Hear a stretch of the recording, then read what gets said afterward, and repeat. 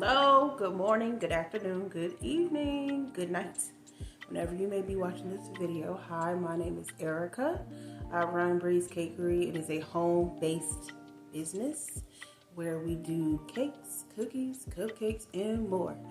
Today, we're going to be going over a sugar cookie recipe, which I use for all of my sugar cookies. Basically, it's a no spread sugar cookie recipe. So basically, the cookie itself doesn't get much bigger than your cookie cutter, which means that it holds the shape of your cutter very well. So we're gonna go through the entire process of your ingredients, baking, different tips and tricks, and all of the above. So if you want to continue to watch and see how I make my sugar cookies, stay tuned. Don't forget to like, comment, subscribe. If you found me from Instagram or Facebook, share those posts. And I appreciate it. I appreciate all of my clients, current and future. I appreciate all of you. I appreciate everyone. So let's go ahead and get the video started. Hey everybody, so I'm going to start with all of my ingredients pre-measured. So everything is already measured out. I'll list the ingredients and then I'll just let you know the measurements as I put them in. So I've got flour, sugar, brown sugar, cornstarch, salt, butter, eggs, and vanilla extract. So the first thing that you want to do before you start mixing is you want to preheat your oven to 375 degrees Fahrenheit. So that's already done in my video. So what we're going to start with is we're going to start with our KitchenAid paddle attachments with our butter. So I personally like to mix my butter some before I start adding in my sugar. So I'm just going to do that until it lightens up in color a bit.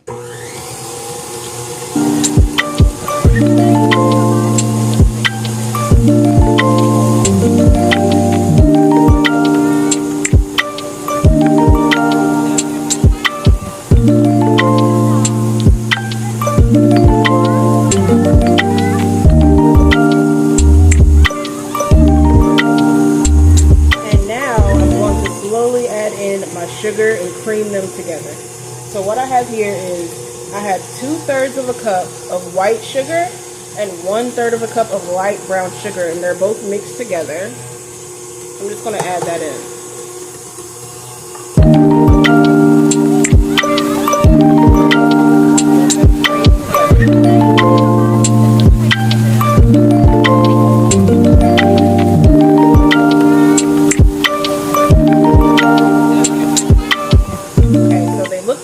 Combined. So the next thing I'm going to do is I'm going to add in my eggs.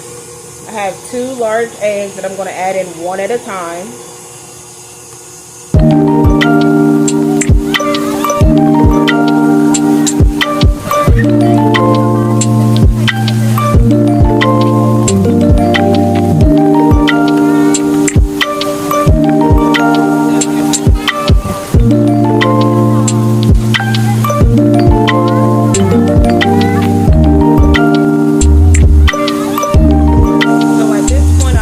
Stop my mixer and scrape down the edges of my bowl.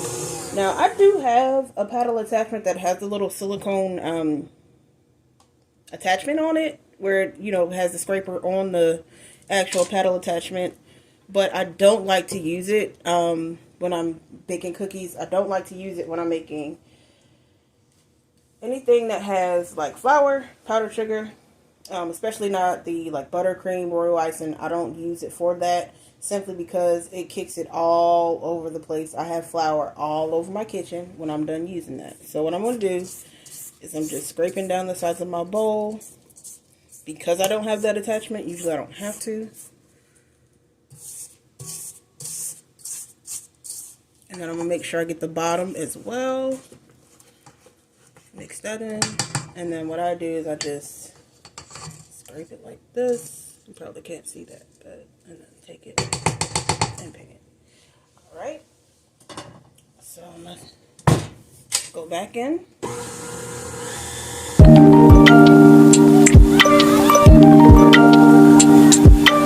And now what I'm adding in is 2 teaspoons of pure vanilla extract.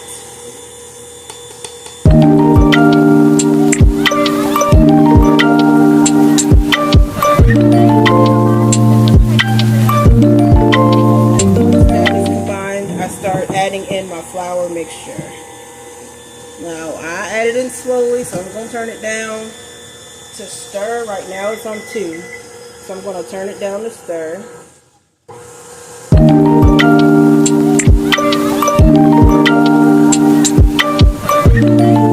And just start pouring it in there.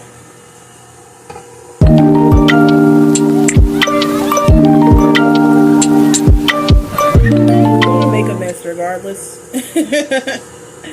It's just the joys of working with flour. It's going to make a mess.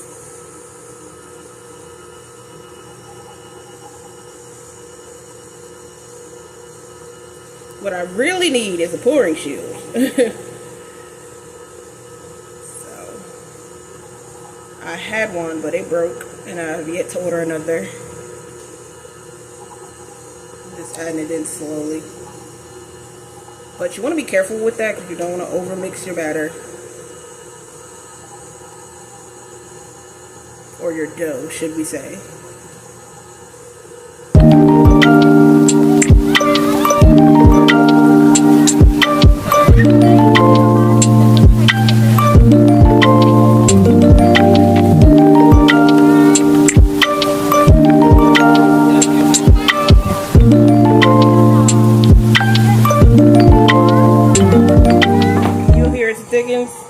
The KitchenAid is going to slow down, and that's because I have the classic 4.5 quart bottom of the line from Walmart KitchenAid. So she's going to slow down a bit once it gets a little thick, and I'm going to turn it up a little bit.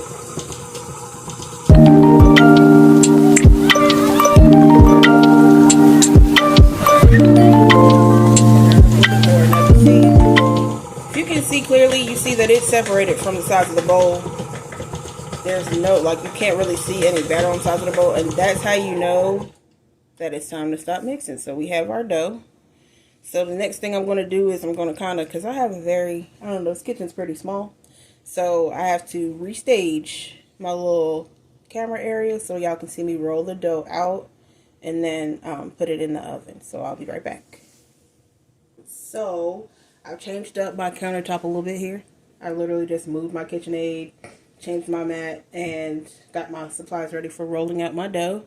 So what I do is I take some powdered sugar and I just sift it onto my baking mat, directly onto my baking mat. Some people roll on parchment paper or in between parchment paper, but it moves too much for me. I mean, I'm not, personally, I'm just not going to take the time to tape it down to my countertop. I'm not doing that. I got this nice mat. It's silicone. It doesn't move. I don't know if y'all can see me try. It doesn't move. So what I'm gonna do is I'm just gonna sift some powdered sugar all over it, and I take my rolling pin and I sift powdered sugar on it as well.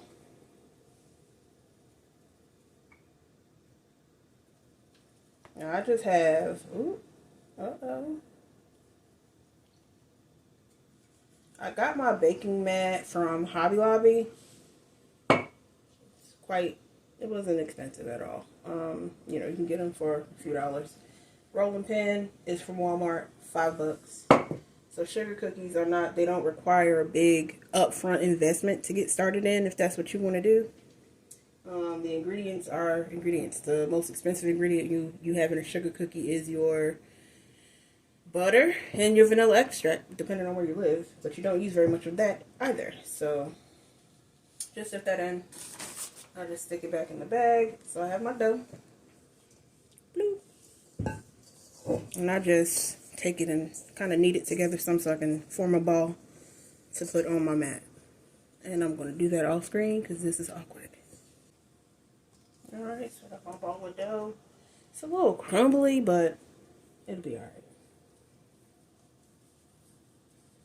Stick it down, smush it a little bit so I can start rolling it. And then I just start rolling it out. Normally, I mean, it might be smarter for me. You know what? I'm actually going to do that. I'm just going to take half of it. Because when I roll it out, it's going to take up this whole mat and then some. I got some powdered sugar on my dough, which is fine. Powdered sugar is not going to change the consistency of your dough, which is another reason why I use it instead of flour.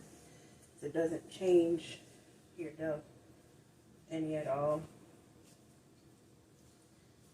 I just realized I did not prepare my pan, but what I usually do is I just line a pan with parchment paper and do it that way. A lot of people use silicone baking sheets, but which, you know, I guess it's less wasteful because you don't have to keep buying parchment paper to put on your sheets. But at the same time, if you bake, you always have parchment paper. You do. You buy it every time. And I bake. I'm literally just getting into sugar cookies myself, so I'm very new to this. I'm a caker. I do cakes, cupcakes, cake stuff, mini cakes. Cakes are my thing.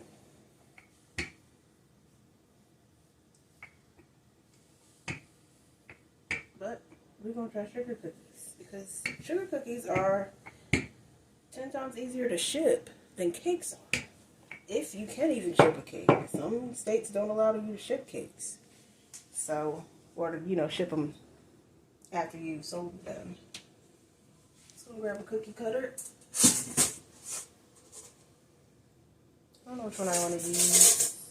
I got these cute little, like, I guess you call them plaque shaped ones. Like, so I have this one. Like this one.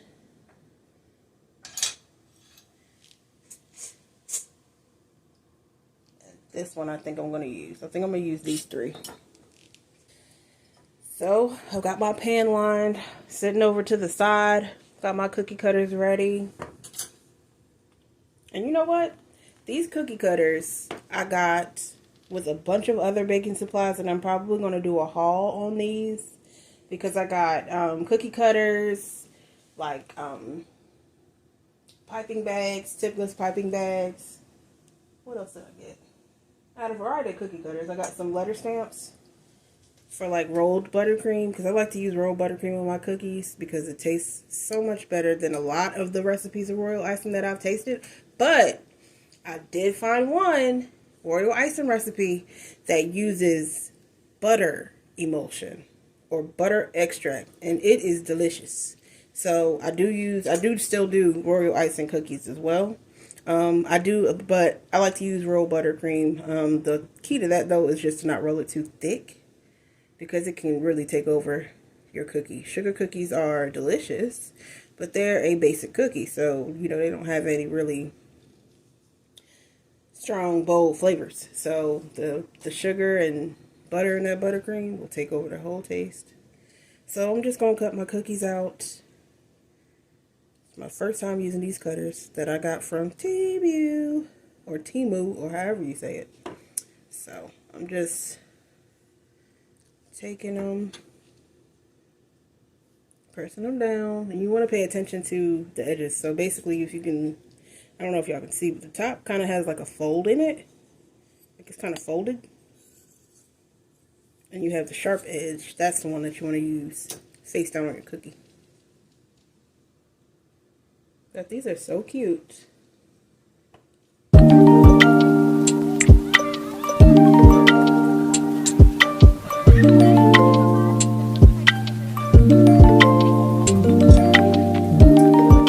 Just gather up the remainder. Now what I find is you do want to make sure that you have enough powdered sugar down on your mat before you start cutting your cookies, if that makes sense. So once you roll it out, just want to make sure you have enough on your mat because it makes it 10 times easier for you to get your cookies off the mat once you've cut them out. And it makes it easier to separate the extra cookie dough from, you know, your cut cookie dough. And what I like to do is I just lift it up, and then I like to clean it up some. So you see how, like around that edge, you got a little extra. Just clean it up a little bit, pull that off, and sit her on my mat. So I'm gonna place these about 1 inch apart on your mat, on your baking sheet. Place them about 1 inch apart so you have enough room. Now this is a no spread recipe, so they don't spread that much. but I still like to give them some space. It's not like chocolate chip cookies where they are going to, like, you know, expand. It's not like that. So they'll basically stay about the same size as your cutter.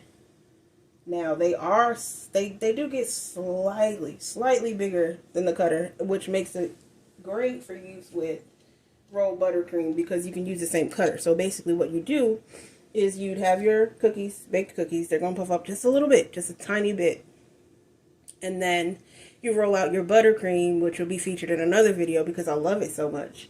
Roll out your buttercream and use the same exact cookie cutter, and it fits on top of it perfectly. It gives it just a little edge.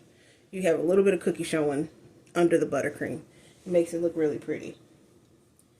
And then with that rolled buttercream, you can use like fondant tools. So you can use the fondant imprints, if that's what they're called, because I can't remember right now. I think that's what they're called. The little imprint sheets or a textured roller, you know, on them to give them more pizzazz. Of course, with buttercream, you add a little bit of, see, this one right here, I'm going to leave that one for now. Because I clearly did not have enough powdered sugar, which I just told y'all to make sure. I didn't have enough powdered sugar under that one, and she's not wanting to come up off the mat. Just placing these, and I'm going to try to get this one from another angle. And there we go. It's a little cracked, but it should be alright. Okay, so that's our 6 cookies so far. I think I'm going to be able, let me stagger these. If I stagger them, I might be able to fit more on this cookie sheet. I have a half sheet size cookie sheet. Is this half sheet or no? This is definitely half sheet size. So I can usually fit 12 cookies on there depending on the size of the cutter. These cutters, they're not oversized. They're what I would call like between large and medium. If you use like a medium one, you should be able to fit 12 cookies. This is probably going to fit 8 or 9 with these cutters. So I'm still working on the first half of my cookie dough. I still had another half in my mixing bowl. But what I'm going to do is I'm just going to get the excess up off of here. So it makes it easier for me to clean my mat later.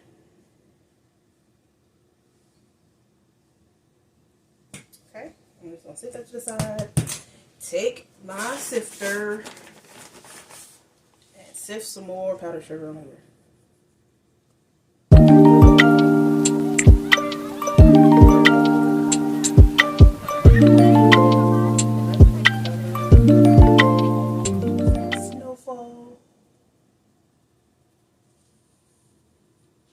And bam, there you go. Take my rolling pin and sift some more on there. I like to just roll it as it goes.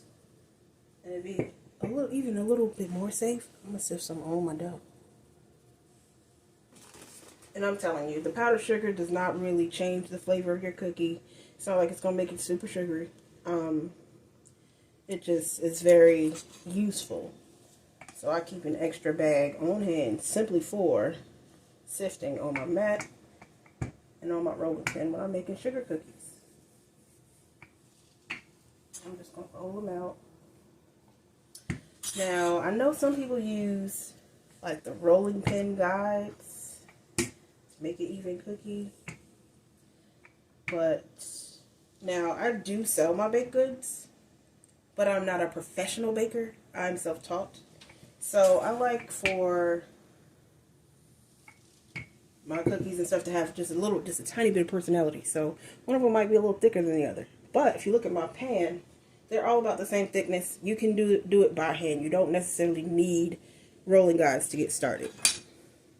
Now later on, if you want to invest in them, of course, do your thing. But just to start out, you don't need that. So I'm still just doing the same thing. And I alternate my cutters so I can kind of have the same amount of each shape. Just because that's how I am, I guess. I don't know. So I can probably fit 3 more cookies on this particular pan. So what I'm going to do is I'm going to take these, put them on my pan,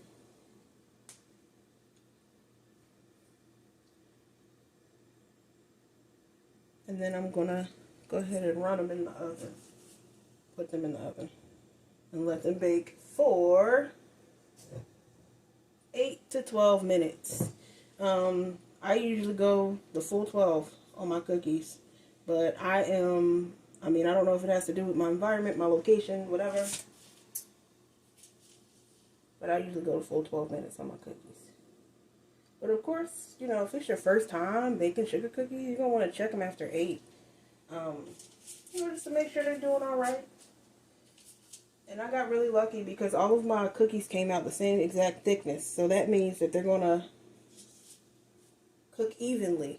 I did have an instance where I made smaller cookies. And I was going to cover them in the roll buttercream. And some of them came out like super, like way thinner than the other ones. And I didn't really pay attention to it. They weren't for sale. It was just a test bake. But I didn't really pay attention to it. And they came out and they were crunchy, which... no, that's not what we wanted. And they were not big enough. They weren't big enough to put the rolled buttercream on there because they were so thin that they had kind of like, they didn't shrink, but they didn't grow at all from the cutter. So I like it just a little bit bigger than the cutter, so you have a little bit of a cookie border on the outside of your rolled buttercream. And I keep talking about rolled buttercream because I love it. I love my buttercream anyway, but to be able to, you know, transform it into something that I can put on a cookie without it being a mess, you know, when you go to package it or put it in a box, it's amazing to me. I love it. But I'm getting into royal icing too. Royal icing is 10 times harder to work with, of course, because you have to pipe it on and all that good stuff, but it's still good, and I found a good recipe finally, so I will be offering those really soon. I currently offer the rolled buttercream sugar cookies, chocolate chip cookies, and any cake or cupcake that you might desire.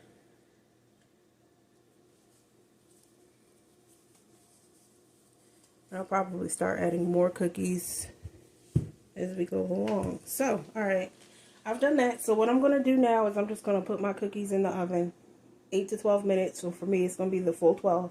My oven is already preheated, and I'll be back when they come out. That